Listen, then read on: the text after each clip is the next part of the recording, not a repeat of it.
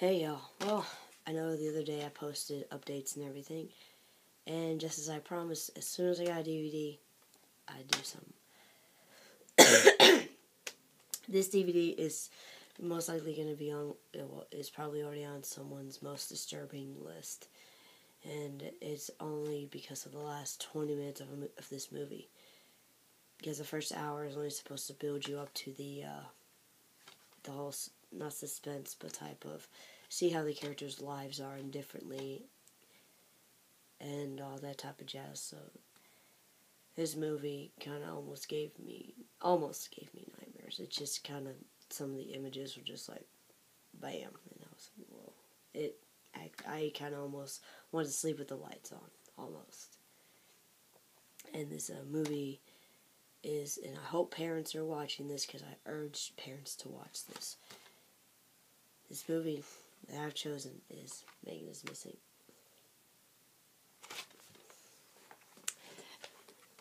Now in this movie, it takes place in, a nice little suburban town and all that type of jazz.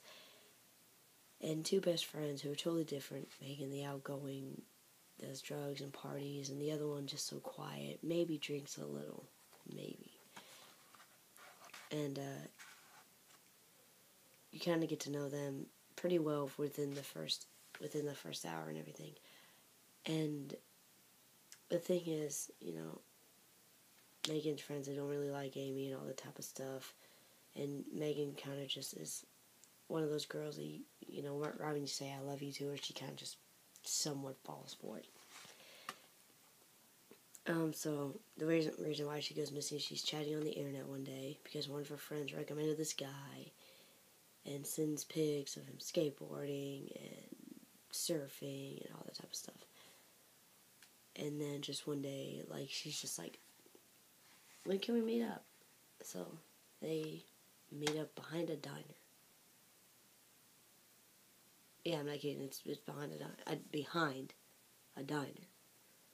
Not in the diner, not at the mall, not somewhere else public, but behind the diner. Yeah, I really wish this movie would have came out when MySpace was popular. And I believe it came out just... This is copyrighted in 2011, but it got released in 2012, just last year. And it would... See, I can't even talk about it, because it's just... I didn't even want to go running or even outside after watching this. And I know if you watch some of the reviews, they're all like, oh, it's just not that good, because it's... You can tell there are things in this movie that are fake, because it's made to look real. That's the thing. For example, based on true events. It's based on 7 different events, as far as I know. I cannot find the actual cases, and it really makes me mad. Because they can't just say, Megan is Missing is based on this case. No, I couldn't find anything. But some other people did, somehow, some way. I don't know, maybe they knew the crew of the movie. I don't know. But here's several different ways, just to get this out there, so people are not dumb enough to believe this entire movie. Okay. For one, this logo right here, they copied from the Jerry Springer Show. That's simple, and I don't remember a news ever having big print, any type of news having big print on their little logo things. I know this right here was copied somewhere else. I cannot remember where, though. I just remember it was copied somewhere. The two girls are talking off of Razor phones. If you don't remember what they're not. This is supposed to be based back in 07. Razor phones before they were the iPhones and all that type of smartphones and all that type of shit. It looks like they're video chatting because each time it takes the view of this, you see as if they're talking into the phone. The camera view is pretty much as if they're looking into the phone. Like as if I'm looking to the camera right now. It's, and I'm like, you can't video chat off Razor phones is my point. And just trust me, they had the police looking into this movie. They had the FBI looking into it because the acting in some parts were just over real, when really they were too dumb enough to see the little obvious facts that this is not a real video diary that some chick made. I mean, I love the film. A powerful, important film that deserves both attention and discussion. I truly agree with that, and I really hope parents are watching this. I urge parents to watch this movie. I mean, not to freak around and freak out the kids, but just to kind of be like, hey, be safe, don't be dumb. Unfortunately, like, there's not really that much to tell about this movie. There really isn't. Once she goes missing, she's gone for 3 weeks, and then Amy goes missing. Because Amy has a hunch about what's going on. Well, because she kind of semi-met Josh. Because they were in her, they were both in Megan's room. And Josh was like, oh, look, you have a friend. And, of course, Josh, that literally is his name in the movie. And yes, I'm gonna, okay, fine, I'm not screwed, I'm just gonna spoil everything. Megan goes away, but then in some part of the movie, it's just quiet. It has a black screen saying, someone from the FBI contacted, someone was contacted from the FBI, or the FBI was contacted after someone from this little site or whatever, and it's not a good site, it's not just porn, it's something a little bit beyond that, and it's really gross, and it's really disturbing, and it kind of had me, I literally, like, almost flipped my iPad after seeing that. Oh, and it shows photo 1. Oh, shit. And I was alone while watching this movie. I was shocked. I was just like, that looks too real. Trust me, there are parts in this movie that look just too real.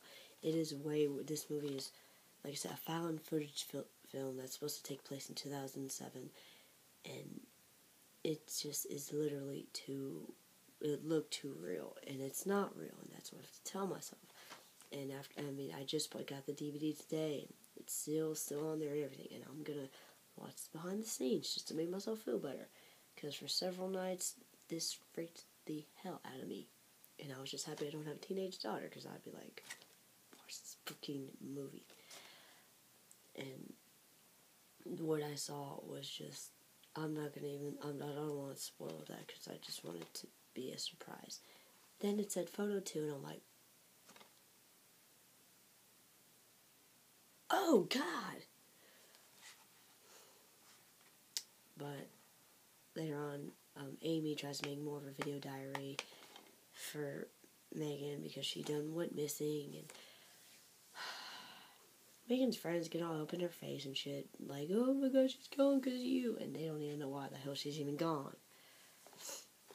I mean, it was never Amy's fault in the first place. She was just kidnapped. So, there's the part whenever Amy goes missing, she's making her little video diary, and she has this bear that she had when she was a kid underneath the bridge, and she showed it before in the movie, and then she's like, and she just doesn't want to get rid of it, so she hides in this little special place. But the second time she goes to go get the bear, she's like, it's gone.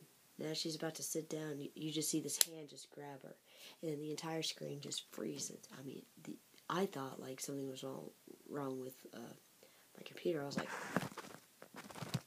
the hell, like, but it was made to do that. I found that out later. I was like, okay. She gets captured. One other thing, and yes, I'm going to spoil several things. She gets captured, and it's not as bad as some. It's not as, well, whenever she's just in this little dungeon thing, I don't know, it doesn't tell you where it's at. You don't really find out who Josh really is, and that's one thing that bugs me. you don't know if he's just some loner dude. You don't know whether it has a little where he's just like one of those dudes who just likes to do that on the side, make extra money. And extra money meaning because he posted pictures of Megan online to the side, towards her side, and it was really sick. And it just, duh. These two actresses in this movie are not even very well known at all. I guess that's why they use them and not like highly, like in VHS. You knew some people in VHS. Or the Last Exorcism, they're the girl and the dad in that is well known, somewhat semi. But captures Amy, and then at one point he's like, I'm gonna take you home, and then she's like, okay. And it's gonna bring me to another thing of how I can tell this is fake. He's like, look, just get in this barrel, and I'm gonna take you home. And it just a split couple seconds. He has her video camera, by the way. That's how it's all taking place in this dungeon place. Looks in she's like, okay, opens the barrel. Megan's corpse is in there. And that had me jumping.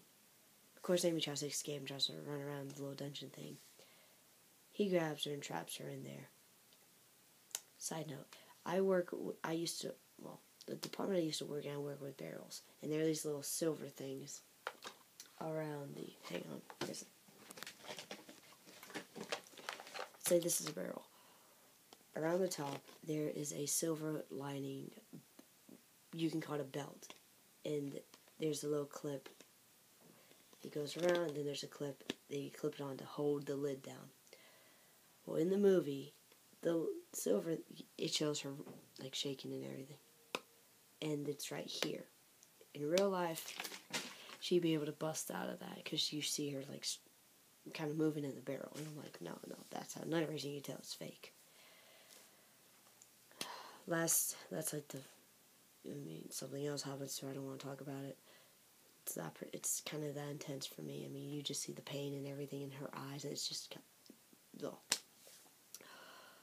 okay. Last 10 minutes, she's trying to pull the I'm in love with you type, trying to like trick him and everything as she's in this barrel. The scariest part, one of the most disturbing things about this movie is she is pretty much in this barrel with her best friend's corpse. And this guy buries her alive. That's pretty much the last 10 minutes of the movie. You just see him shoveling. And he pretty much just leaves her in there, and it just shows him walking off. And in the middle of the movie it says, like, what's her name's video camera was found, and blah, blah, blah. And the last 22 minutes is her last days, or blah, blah, blah. Yeah, then it goes into Amy in the dungeon, all that type of stuff. But my own thoughts real fast because I'm running out of time. I urge parents to watch this. I urge teens to watch this because I don't know if teens still chat on the internet just with random idiots. I liked it. It kind of traumatized me, and I'm 23, and I know not to go talk to random people on the internet. That's pretty much it. I don't really have anything else to add, really, except just give it a watch. And I know I'm not really getting that into it. This movie was just kind of took my mind into a 180 about things, and hopefully the next movie I want to do the Evil Dead series, but let me toss that over there. But I don't know if I want to wait that long because the remake doesn't even come out until another few weeks. But I'll try to find something in the meantime. But other than that, this movie review is done. Please give this movie a watch. I urge parents, teens, everybody, because I don't want anyone to wind up on the news or any of that type of crap. Y'all take care. Be safe. I'm not kidding. Like, seriously.